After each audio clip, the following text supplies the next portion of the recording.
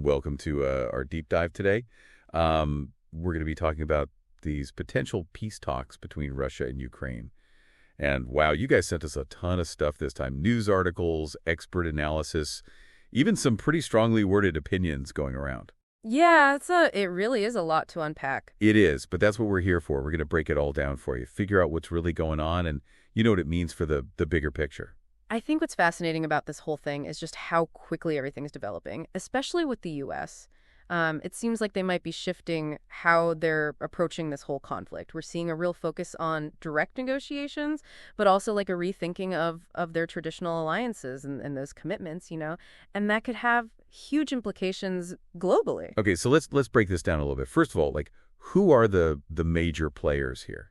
And what are we even hoping to achieve? Because right out the gate, former President Trump has jumped right into the spotlight, claims he's the only one who can get this peace deal done. Right, and he's basically pointing to those relationships he had with both Putin and Zelenskyy in the past, saying, that shows he's the guy that can make things happen. What's interesting is that he's actually got some international support on this. Like Hungary's foreign minister, Peter Szijjártó, has even said publicly that, Trump's the only one with enough influence to actually pull it off. And Trump even claims that Putin's already agreed to begin negotiations, right away after they had a phone call recently, supposedly. So is this just classic Trump, or could he, actually be a real mediator here? Because there's definitely some pushback, right? Especially from Europe. Yeah, there is. There's a lot of skepticism about Trump's claim, particularly from European leaders and even Zelenskyy himself. I mean, understandably, they'd be wary of being left out of these discussions, concerned about a deal being made that doesn't actually address their interests, And just imagine the implications if Europe actually does get sidelined, that would weaken NATO, could shift that global balance of power. It's a huge concern. Yeah, absolutely. And speaking of potential sidelining, there's also this whole peace summit happening in Saudi Arabia, which just adds another layer to this whole thing. Who's actually invited to this thing? Well, it seems like we know for sure that top U.S. and Russian officials are going. People like Michael Waltz, he's the U.S. National Security Advisor, and Steve Witkoff, he's a special envoy. On the Russian side, there's Yuri Ushakov and Sergei Narishkin. Oh, and potentially even the financier Kirill Dmitriev. But what's not clear is whether Ukraine's even going to be directly involved in these initial talks. There was even a senior Ukrainian government source that told the BBC they haven't even been invited. Oh, wow. Yeah, and then on top of that, it seems like European leaders are being left out entirely, which has led to this hastily arranged meeting in Paris. So we've got the U.S. and Russia potentially, hashing things out in Saudi Arabia. We've got Ukraine maybe not even at the table, and European leaders scrambling to set up their own separate meeting. What does this even say about the state of global diplomacy right now? Yeah, it's a bit of a mess, and it underlines this tension that's building, this uncertainty. Nobody's really sure where the U.S. stands in all of this. European nations are definitely worried about being excluded from those crucial conversations, And it does really seem like those traditional alliances and commitments are being reevaluated big time. It really does sound like the U.S. is trying to distance themselves from the conflict. But then what does that mean for Ukraine and their hopes of joining NATO? What about, taking back the territory they've lost since 2014? Well, this is where we see this really potential shift in U.S. policy. Trump and his administration, they've come out and said that NATO membership for Ukraine isn't, it's not a sure thing, and that a return to those pre-2014 borders is, and I quote here, unlikely. Pete Hegseth, the defense secretary, even said that trying to take back all that territory is, quote, an unrealistic objective. And that's creating a lot of anxiety in Europe because it signals that the U.S. might not be as committed to the region as they once were. And it makes people wonder, what kind of concessions the U.S. might be willing to make to Russia. What does that mean for NATO's future?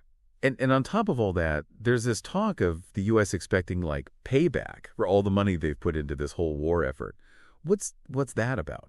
Right. So National Security Advisor Waltz, he's the one who actually said that the American people, they deserve payback for all those billions of dollars that have been spent. Seems like the U.S. wants to see some kind of return on that investment, which might mean economic partnerships with Ukraine or, some other kind of arrangement. And it raises another interesting point, which is the difference in how the U.S. and Europe have been providing aid. The U.S. is mostly focused on military support, while Europe, a lot of times they give out loans that, will have to be paid back. So it's not just that the U.S. might be scaling back, it's that the way they've chumped in the past might not be as sustainable in the long run compared to how Europe's been doing things. Okay, so we've got the U.S. potentially stepping back, Europe feeling uneasy, and this whole idea of American payback floating around.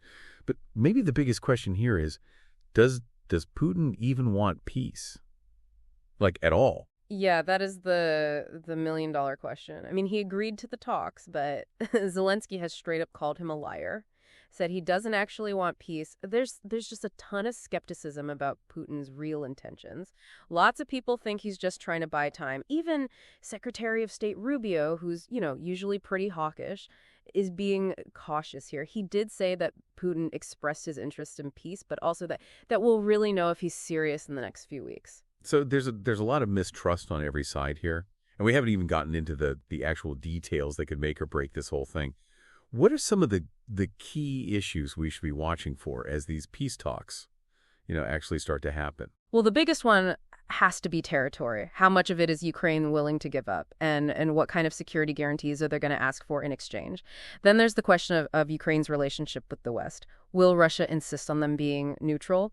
Will Ukraine accept any kind of limits on who they can be allies with in the future? These are huge issues, and they're going to have to be addressed if they want any kind of lasting agreement. Wow, this is already a lot to take in, and it feels like we're really just getting started. Before we go on to the next part of this whole thing, are there any other players or important factors we should keep in mind? I think one thing to consider is China. They've been pretty quiet so far, but their influence economically and politically, that could be huge in shaping how all this plays out. And then there's the global energy market. The war has really shaken things up there, mess with oil and gas prices everywhere. So whatever happens or doesn't happen with these talks will have major consequences for the whole world economy. So we've got a lot to keep our eyes on. We've got the main players, we've got what they're saying they want, and a whole bunch of potential roadblocks. But this is really just the beginning, right? Yeah, we've barely scratched the surface. In the next part, we're going to dig deeper into these peace talks, explore the potential compromises, the risks, and what this all means for everyone involved in the long run. And we'll try to figure out what this means for the people in Ukraine who are, caught in the middle of this whole geopolitical struggle. Yeah, absolutely. All right, we'll be right back after a short break. So we've laid out the kind of the basic situation, but let's zoom in a bit. Talk about what this all means for the people actually living through this, The Ukrainians, I mean, it's easy to get lost in all the high-level stuff, the diplomacy and all that, but they're the ones who are really feeling the effects of this war every day. Absolutely. Their lives have been completely upended. We're talking about constant attacks, displacement, just this overwhelming fear and uncertainty. It's so important that their voices, their needs are front and center in any of these peace negotiations. And Zelenskyy seems pretty determined to make sure that happens. He's said over and over that Ukraine's not going to accept any deal that compromises their sovereignty, their right to govern themselves or their territorial integrity. And he's also been pushing for the West to keep giving them military support. He's arguing that having a strong defense is really the key to getting a good outcome in these talks. Yeah, that's a really important point because often, the more power you have on the battlefield, the more power you have at the negotiating table. But this is also where we see that potential clash between the U.S. and its European allies. We talked about how the U.S. seems to be wanting to pull back a little, and that puts more pressure on Europe to take on more of the burden. This was actually a big point of disagreement at the recent Munich Security Conference. Yeah, I read about that. Vice President Vance gave a speech there. He was urging European countries to, and I'm quoting here, step up in a big way to provide for its own defense. How'd that go over? But let's just say that some European officials feel like the U.S. is kind of backing out of its promises and leaving them to deal with the mess. There's this growing sense of frustration, even resentment, the feeling that the U.S. is putting its own interests first, even if it means sacrificing European security. It's starting to feel like a return to America first. But this time, it could have some really serious consequences for the relationship between the U.S. and Europe and for the future of NATO. And it's not even just about how much support they're giving, but also the type of support, right? Like we touched on that earlier. The difference between like the military aid the U.S. has given and the loans from Europe. So that it's not just that the U.S. might be reducing its help, it's that the way they've been helping could actually be worse for Ukraine in the long run compared to what Europe's been doing. Exactly. It's a really significant difference. And it brings up a whole other set of questions about who's going to pay for Ukraine to recover, for their future security. Because even if they do reach some kind of peace agreement, the economic and social costs of this war, those are going to be felt for generations. Rebuilding their infrastructure, getting their economy going again, dealing with the trauma, the displacement. It's a huge undertaking. And then, right in the middle of all this uncertainty, all this tension, we have, former President Trump positioning himself as the peacemakers. It feels like, a classic Trump move, taking center stage, shaking things up. Well, he definitely has a knack for that. But the question is, does that actually translate to a lasting peace agreement? Because let's be real, there's a lot of skepticism about his motivations and about whether he can actually deliver. Okay, but let's play devil's advocate for a minute. What if, hypothetically, he does manage to broker a deal? What would that even look like? What kind of compromises would each side have to make? It's a complicated situation. For Ukraine, it could mean giving up some territory, and that would be painful. They might have to give up control of certain areas, and their hopes of joining NATO, those might be put on hold indefinitely. And then there's Russia. That's the real wild card here. Putin, he hasn't given any sign that he's willing to back down from his main objectives, weakening Ukraine, preventing them from siding with the West. So even if they do manage to get a ceasefire, it's not a guarantee that the peace will last. It's almost like trying to fix a deep wound with a Band-Aid. It might stop the bleeding for a little while, but it doesn't actually deal with the underlying problem. Exactly. And in this case, the underlying problem is rooted in decades of historical grievances, of geopolitical rivalries, of conflicting national identities. These aren't things that can be solved overnight, even with the the best negotiator in the world. So it sounds like even if they get a deal, the real work is just beginning. Because true peace, it's not just about stopping the fighting. It's about getting to the root of the conflict, rebuilding trust, creating a system that can actually support a peaceful future. Exactly. It's a long and complicated process, and honestly, it's one that the US and Europe, they need to be all in on if they want it to work. Because as we've seen, a divided West, that just makes Putin stronger, and it makes it that much harder to build a lasting peace. It really does feel like we're at a crossroads here. The decisions that get made in the next few weeks, they could shape the world for years to come. Yeah, absolutely. We're not just talking about ending a war here. We're talking about the future of Ukraine, the stability of Europe, and the very principles that govern how countries interact with each other. And while all this is happening, at these really high levels of power, it's easy to feel like we don't have any power ourselves. Like what can regular people even do? Is there anything we can do to make a difference? Definitely. First of all, stay informed. Don't just, pay attention to the headlines. Really dig into these issues, look at different perspectives, think about the potential consequences, and try to get your information from sources you can actually trust. And beyond just staying informed, what else can we do? Well, knowledge is power, right? Once you're informed, talk to other people about it. Have thoughtful discussions. Challenge misinformation when you see it. Amplify the voices of Ukrainians. And maybe consider supporting organizations that are doing humanitarian work or working to promote peace and understanding. Those are all really good suggestions, because it's easy to feel overwhelmed by how huge this conflict is. But even small things, they can make a difference. Exactly. And don't forget, peace it's not something that just happens on its own. It's something we have to work for. It takes effort. It takes commitment. It takes a willingness to get involved, even when it feels scary. That's a really good point. Okay, so we've covered a lot of ground here. We've talked about what this all means for Ukraine, the changing relationship between the U.S. and Europe, and the possibility of a peace agreement. but we're not done yet. Yeah. In the final part, we're gonna shift our focus to the long-term effects of this conflict. We'll talk about whether this could lead to a new world order, the role China might play, and the ongoing impact this is having on the energy market. And we'll discuss what it all means for the future of how countries relate to each other and for how we try to achieve peace in a world that's becoming more interconnected but also more unpredictable all the time. Yeah, sounds like a lot to unpack. We'll be right back after a short break to continue our deep dive into this ever-changing situation. All right, so we talked about the immediate players and, the possibility of a peace deal, however fragile that might be. But let's try to take a step back here. Look at the bigger picture for a second. This war, this has sent shockwaves through the whole global system. So what are the long-term consequences here? How is this reshaping the world as we know it? Yeah, that's the big question, isn't it? It's like watching those tectonic plates shift right under our feet.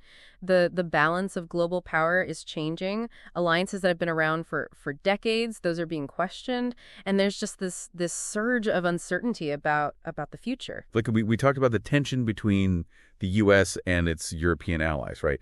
Could this be a sign of a permanent split in the West? And if so, what does that even mean for global stability? It's definitely possible. If the U.S. keeps going down this road, stepping back, putting their own interests ahead of their their commitments to their allies, it could actually fracture that transatlantic partnership, the one that's been the foundation of global security for so long. Imagine a world where Europe has to fend for itself. They have to build up their own military, forge new alliances. It could lead to a world there's much more fragmented, much more unpredictable, and that means a higher risk of conflict. And then there's the big wild card, China. They've been relatively quiet this whole time, but they're obviously watching all of this very closely. So what role could they play in all of this? What are their goals here long term? China is, well, they're kind of the elephant in the room, aren't they? I mean, they benefit from a weakened West and from a Russia that's more dependent on them. They're already giving Russia economic and diplomatic support, and they could use this whole situation to push their own agenda. Imagine a scenario where China becomes the main power broker, mediating between Russia and the West, setting the terms of a whole new world order. It's definitely a scenario that has a lot of people in Washington worried. It's almost like we're seeing the beginning of a new Cold War. But this time it's way more complicated. There are so many more players, and the dynamics are they're just different. And we can't forget about the energy market either. This war has caused energy prices to go through the roof, and that's impacting economies all over the world. So how is all of this reshaping the global energy landscape? Oh, the energy market it's a complete mess right now. Russia using its energy exports as a weapon that's really shown how vulnerable Europe is. And it's sped up this push for energy independence. Countries they're scrambling to find other sources of oil and gas. They're investing a ton in renewable energy. They're having to rethink their whole approach to energy. And in the long run, this could actually lead to a more diverse and resilient energy system. But the transition, it's going to be rough. It's going to be expensive. We're probably going to see a lot of ups and downs in energy prices, and that's going to have a ripple effect on the whole global economy. Okay, so we've got potential shifts in global power. We've got China waiting in the wings, and an energy market that's totally in flux. It's a pretty uncertain picture of the future.